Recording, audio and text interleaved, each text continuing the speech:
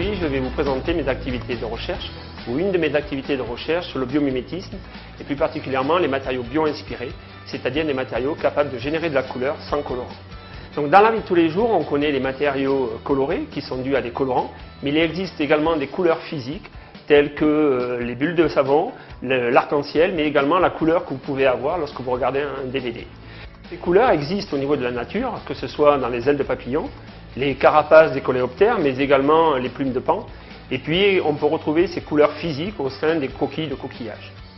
En ce qui concerne les coquilles de coquillage, il s'agit d'un phénomène physique, d'interférence physique, entre différentes couches de matériaux qui vont posséder des propriétés optiques différentes. Et donc notre concept, c'est de développer des matériaux présentant cette capacité à donner des matériaux multi-couches présentant des interférences optiques.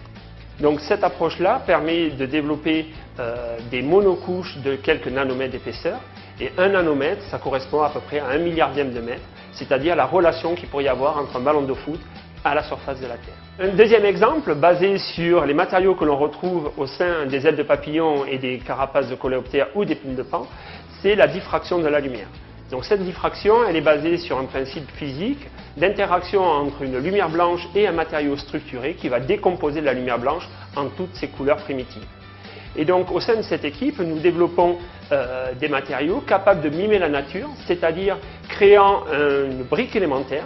Cette brique élémentaire peut être par la suite assemblée à différentes échelles pour former un matériau présentant des propriétés optiques. Donc à titre d'exemple, on peut parler de billes de silice qui sont en fait des briques élémentaires que l'on va auto-assembler par un procédé rapide d'évaporation de solvant, et ces particules élémentaires vont pouvoir s'assembler pour former un cristal colloïdal qui est un assemblage de briques élémentaires de billes nanométriques. Donc ces propriétés macroscopiques vont être dues à une propriété physique qu'on appelle la loi de Bragg, qui va permettre en fait de séparer la lumière et d'interdire à la couleur d'être transmise par le matériau. Donc ceci va se caractériser par une interférence entre le matériau et la lumière blanche, créant ici une diffraction de la couleur, permettant à un point précis du matériau de pouvoir changer de couleur en fonction de l'angle d'incidence.